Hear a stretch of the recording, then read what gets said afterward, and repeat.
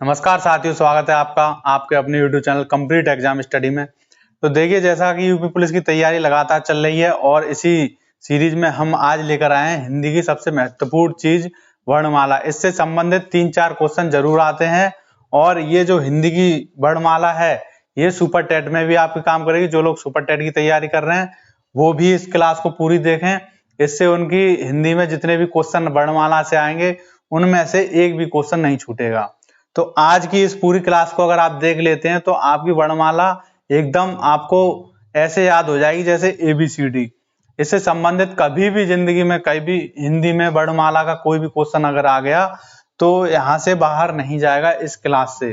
तो इसीलिए ये क्लास आपको पूरी देखनी है और अपनी एक कॉपी पर इसको लिखना है जो भी मैं इसको बता रहा हूं। तो देखिए, शुरू करते हैं कि हिंदी में मूल स्वर कितने होते हैं। सीधा सीधा क्वेश्चन यही आ जाता है कि मूल स्वर कितने होते हैं, तो मूल स्वर होते हैं 11।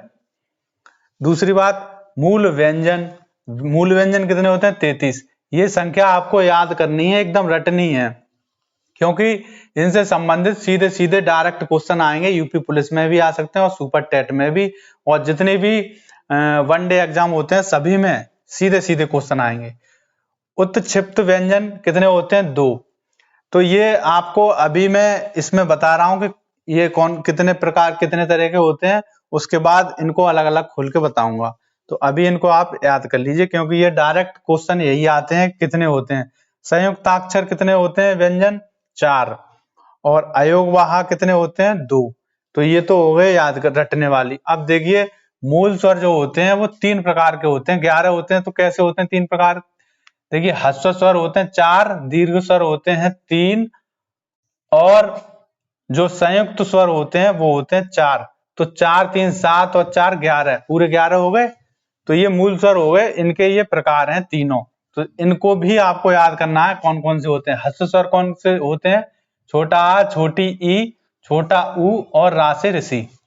तो ये सीधे डायरेक्ट क्वेश्चन आएगा, जैसे ऑप्शन में आपको दे दिया कि छोटा आ, बड़ा आ, बड़ी ई और ला, तो उसमें पूछ लेगा इनमें से ह्रस्व स्वर कौन सा है। तो अगर आपको ये सब पता होंगे चारों तो सीधे सीधे आप आ पे टिक लगा देंगे। तो ये तो ह्रस्व स्वर हो गए 4। उसके बाद दीर्घ स्वर कितने होते हैं। दीर्घ स्वर मतलब बड़ा, ह्रस्व माने छोटा। तो देखिए, छोटे में तो छोटी चीजें आ गई सभी, छोटा आ, छोटी, छोटा ऊ। और दीर्घ स्वर में क्या आएंगे, बड़ा आ, बड़ी ई और बड़ा ऊ। इसमें ऋषि हटा दिया बस, बाकी की स्वर उसी की तरह है, बस बड़ा कर दिया। तो बड़ा आ, बड़ी ई, बड़ा ऊ। अगर क्वेश्चन में ये आ जाए कि इनमें से कौन सा दीर्घ स्वर है, तो आप सीधे सीधे, अगर आपको ये तीनों रटे होंगे तो आप सीधे सीधे उसको क्वेश्चन को बिल्कुल ठीक कर देंगे। अब इनका ये पूछ लेता है कि ह्रस्व स्वर का जो आ होता है वो किन किन से मिलकर बना होता है। तो आपको ये याद करना है, छोटा आ और छोटा आ से मिलकर बड़ा आ बना होता है, छोटी ई और छोटी ई से मिलकर बड़ी ई, और छोटा ऊ मिलकर बना होता है बड़ा ऊ। दूसरी बात, संयुक्त स्वर, ये हो गया इसका तीसरा प्रकार। संयुक्त स्वर 4 प्रकार के होते हैं। कौन कौन से, छोटा ए, छोटी बड़ी ए, छोटा ओ और बड़ी ओ। तो इसमें क्या है, इनको एक तो इनको याद करना है आपको चारों को। उसके बाद इनको मिलके कैसे बनेंगे, ये किन किन से मिलके बने हैं वो याद करना है आपको। तो छोटी ए किससे मिलके बनी है, छोटा आ और छोटी ई से। बड़ी ए किससे मिलकर बनी है, छोटा आ और छोटी ए से। तो देखिए, एक बार छोटी ए बन गई छोटा आ और छोटी ई से, उसके बाद बड़ी ए कैसे बनेगी, छोटा आ ले लिया और फिर दोबारा छोटी ए ले ली, ठीक है। अब छोटा ओ कैसे बनेगा, छोटा आ और छोटा ऊ।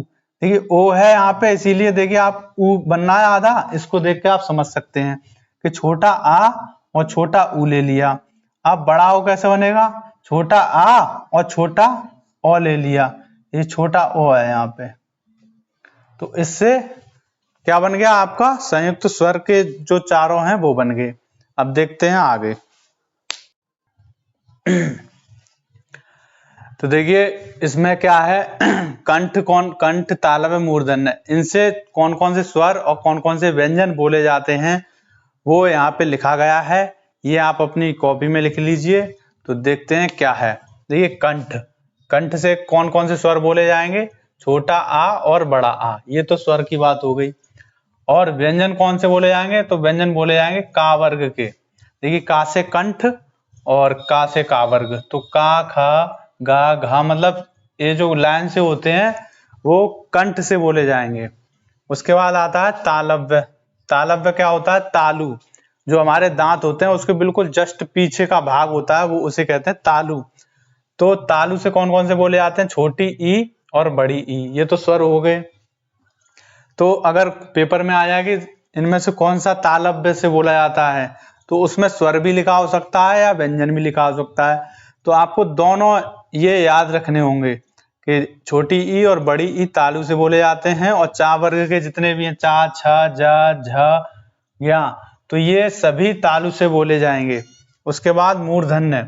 मूर्धन्य से कौन सा बोला जाता है, रा से ऋषि सिंगल एक स्वर। स्वर आप याद ना भी रखें लेकिन आप ये याद रखें, ये तो आपको पता ही है स्वर है, लेकिन किससे बोला जाता है, मूर्धन्य। ये बहुत जरूरी है, सीधे सीधे एग्जाम में यही पूछा जाएगा कि इनमें से 4 ऑप्शन दे देगा, इनमें से कौन सा मूर्धन्य से बोला जाता है। तो इसमें व्यंजन में कौन सा है, टा वर्ग। टा वर्ग में जितने भी हैं टा ठ ड ढ ढ, ये पूरे एकदम क्रम से लिखा गया है जैसा वर्णमाला में है, सीधा का सीधा पूरा टा वर्ग मूर्धन्य से बोला जाता है। मूर्धन्य कौन सा होता है, ये हमारे जीभ के बिल्कुल बीच में जो गहरा सा भाग होता है वो मूर्धन्य होता है, और तालु उसके आगे होता है, बिल्कुल दांत से पीछे वाला जो हिस्सा होता है मांस का, वो तालु है। अब देखिए दंत। दंत में स्वर में तो कोई होता नहीं है, तो व्यंजन में कौन सा है, ता वर्ग। ता वर्ग में क्या है, ता थ द ध न, ये ता वर्ग जितना है वो दंत से बोला है। जैसे दंत बोलेंगे आप दांत, तो उसके पीछे क्या आ रहा है, ता, मतलब आपकी जीभ ता से दंत से लगेगी, दांत से लगेगी। तो जितनी भी चीजें जैसे ता बोलेंगे, था तो दांत से लग रही है, तो सभी क्या हो गए, दंत हो गई ये व्यंजन। तो ये आपको याद रखना है, इसमें स्वर नहीं है। ओष्ठ। ओष्ठ मतलब ओठ से बोलने वाले, उ। अगर आपका ओठ हिल रहा है, ओठ का प्रयोग हो रहा है, तो ये ओठ वाले हो गए ओष्ठ। तो छोटा ऊ बड़ा ऊ, ये तो व्यंजन हो गए। और व्यंजन में कौन से आते हैं, पा वर्ग। पा वर्ग में पा फ ब भ म, ये सभी ओठ से बोले जा रहे हैं, तो ये हो गए ओष्ठ। अब दूसरे स्वर में कुछ बचे, छोटी ए और बड़ी ए, तो ये किससे बोले जाएंगे, कंठ तालव्य। कंठ और तालु दोनों के प्रयोग से जो बोले जाएं, तो वो कौन से व्यंजन है, छोटी ए और बड़ी ए। पेपर में सीधे यही आएगा कि ऐसा भी आ सकता है कि बड़ी ए किससे बोला जाएगा, उसमें ऑप्शन में लिख दे कंठ तालव्य, कंठोष्ठ, ओष्ठ, दंत। तो अगर आपको पता है तो आप सीधे सीधे कंठ तालव्य लगा देंगे ऑप्शन में। उसके बाद कंठ और ओठ दोनों को मिला के कौन सा कंठ कौन सा होता है, ये वाला आपका बिल्कुल बीच में। कंठ और ओष्ठ, ओठ, ओष्ठ कंठोष्ठ मतलब कंठ और ओठ दोनों से मिलकर कौन से बनेंगे स्वर, छोटी ओ और बड़ी ओ। तो ये हो गए आपके पूरे व्यंजन के जो उच्चारण स्थान है वो। इसमें कुछ जैसे अंतस्थ होते हैं, ऊष्म व्यंजन होते हैं, उनको मैं अलग से इसलिए लिखाऊंगा क्योंकि पहले तो आपको ये पता होना चाहिए ऊष्म कौन से हैं और अंतस्थ कौन से हैं, उसके बाद उनके उच्चारण के स्थान। तो देखते हैं वो कौन कौन से हैं, इसको आप लिख लीजिए।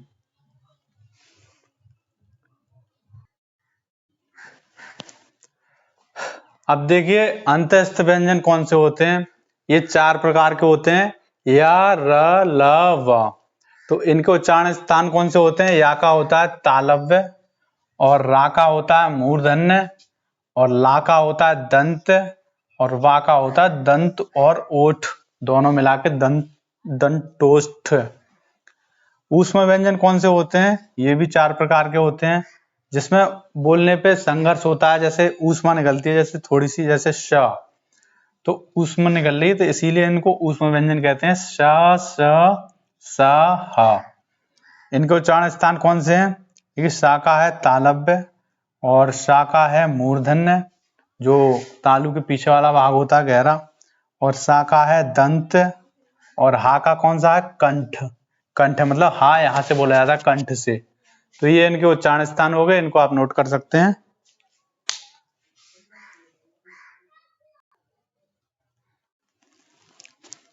अब देखिए अल्प प्राण और महाप्राण ये कौन कौन से होते हैं, तो प्रत्येक वर्ग का पहला, तीसरा और 5वां जो अक्षर होगा, जैसे का वर्ग है तो का वर्ग का पहला, तीसरा, पांचवा वो होगा अल्प प्राण। तो इसमें कौन सा देखिए, पहला हो गया का और तीसरा हो गया गा और पांचवा होगा डा, मतलब पंचमाक्षर एक साथ लिख लिए हैं। तो होते यही है पहले, तीसरे और पांचवें, लेकिन इनको अलग से लिख लिया है इसी में। तो पांचवा ये हो गया और पहला और तीसरा ये हो गए। तो सभी के पहले तीसरे ये लिखे हैं। और सभी स्वर, जितने भी स्वर हैं 11, वो सभी स्वर क्या हैं, अल्प प्राण हैं। अल्प प्राण मतलब वायु, जो आराम से बोला जाए, जैसे क। तो अब महाप्राण में क्या बोलेंगे, ख, जो लंबी देरी तक बोले जाएं वो महाप्राण हो गए। तो वायु की गति के आधार पर इनको डिवाइड किया गया है। तो इसमें क्या है, अंतस्थ व्यंजन या र, ल, व, ये चारों भी क्या है, अल्प प्राण हैं। और पंचमाक्षर तो ये हो गए 5 में। तो मतलब प्रत्येक वर्ग का, जैसे का वर्ग, खा वर्ग होता है, उसी में प्रत्येक वर्ग का जो पहला, तीसरा और पांचवा, ये आपको याद रखने हैं कि इनमें से जो भी होंगे पहले, तीसरे और पांचवें, वो अल्प प्राण है। बाकी के कौन से आगे, महाप्राण, जो बचे गए दूसरे और चौथे। तो दूसरे और चौथे देखिए, खा है और घा है, ये हो गए महाप्राण। और ऊष्म व्यंजन जितने भी हैं वो स, स, ह, 4 हैं। तो ये चारों क्या हैं, महाप्राण, मतलब इनमें वायु की गति थोड़ी देर तक हो रही है। तो ये हो गए अल्प प्राण और महाप्राण। क्वेश्चन सीधा सीधा आएगा आपके पेपर में कि इनमें से कौन सा अल्प प्राण है, कौन सा महाप्राण है। तो अल्प प्राण तो आपको इससे पता पड़ जाएगा, पहला, तीसरा और पांचवा। तो अल्प प्राण में ये आप याद भी कर लेना। और सभी स्वर, अगर स्वर दिख जाए तो वो अल्प प्राण है ही है। तो ये अल्प प्राण याद कर लीजिए। महाप्राण छोटे से हैं, बस दूसरा और चौथा है, और इसमें ये महाप्राण ये हो गए। उसके बाद ऊष्म व्यंजन जितने भी हैं वो भी महाप्राण है।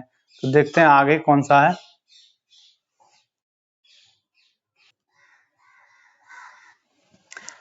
अब देखिए अघोष वर्ण और सघोष वर्ण, ये कौन कौन से होते हैं। देखिए हर वर्गीय व्यंजन जितने भी हैं उनका पहला और दूसरा कौन सा होगा, अघोष वर्ण, पहला और दूसरा। जैसे का है और खा है, वो हो गया अघोष। और तीसरा, चौथा और पांचवा वो कौन सा होगा, सघोष। उसके बाद श, स, ह, ये हो गए आपके अघोष। अघोष मतलब जिनमें वायु की, मतलब जो आवाज का भारीपन होता है, इसका जो अर्थ होता है अघोष और सघोष, मतलब जिसकी ज्यादा आवाज भारी होगी वो होगा सघोष। सभी स्वर हो गए आपके सघोष, य, र, ल, व, ह, इसमें ये हो गए आपके सघोष। तो 3, 4, 5 वर्गीय व्यंजन जो 3, 4, 5 नंबर पे आते हैं वो आपके सघोष हो गए, सभी स्वर सघोष हो गए। और य, र, ल, व और हा, इसका हा उधर पहुंच गया तो वो भी सघोष हो गया। उसके बाद संयुक्त व्यंजन कौन से होते हैं, जो पहले रह गया था वो अभी देख लीजिए आप। ये तो सघोष और अघोष हो गए अलग, संयुक्त व्यंजन ये अलग हैं। इसमें 4 संयुक्त व्यंजन होते हैं आपके, 4। कौन कौन से, छ, ये छत्र। तो इसमें क्या होता है, का और शा मिलके बनता है छत्र। उसके बाद छा से क्षत्रिय होता है, वो का और शा से मिलके बना होता है। ये पेपर में सीधे सीधे आता है कि इनमें से कौन सा संयुक्त अक्षर ठीक है। तो आपको ये सभी रटने हैं एकदम। त्र, तो ता से त्रिशूल होता है, त्र से, तो उसमें क्या है, ता और रा, त्र जैसे आ रहा है। तो ये आपको याद रखना है। ज्ञा से ज्ञानी, ज्ञा से ज्ञानी में क्या होता है, ज और य, तो ये ज्ञा हो गया। उसके बाद ये श्र होता है, इसका क्या होता है, श्र और रा, श्र जैसे बोलते हैं ना, उसी प्रकार इनको अलग अलग कर दिया। इनसे मिलके ये बने हैं संयुक्त अक्षर, मतलब 2 शब्दों, 2 अक्षर, 2 वर्णों से मिलके जो बने उसे संयुक्त व्यंजन कहते हैं। अब बचा लास्ट, अयोगवाद ध्वनियां कौन सी होते हैं। अयोगवाद जो 2 प्रकार के होते हैं, वो एक तरीके की ध्वनियां हैं आपकी। तो कौन सी ध्वनियां, एक तो अनुस्वार। तो अनुस्वार कौन सा होता है, जो नाक के जरिए थोड़ी सी आवाज आती है, जैसे चंदा, चांद बोलते हैं, तो उसमें चंद्र बिंदु ज्यादा आती है, तो वो हो गया अनुस्वार। उसके बाद विसर्ग, विसर्ग भी आपका अयोगवाह है। ये ज्यादा इंपॉर्टेंट नहीं है, लेकिन फिर भी आपको पता होनी चाहिए कि अयोगवाह कौन कौन सी है, चंद्र बिंदु, अनुस्वार और दूसरा विसर्ग, ये अयोगवाह ध्वनियां हैं दोनों। तो ये आपकी पूरी वर्णमाला खत्म हो गई। इससे अगर आप इसको अच्छी तरह याद कर लेंगे तो यूपी पुलिस हो या फिर सुपर टेट हो या फिर कोई भी वनडे एग्जाम हो, वर्णमाला से अगर कोई भी क्वेश्चन आएगा तो यहाँ से बाहर नहीं जाएगा, इन्हीं में से पूछे जाएंगे। तो मिलते हैं अगली वीडियो में। Thank you.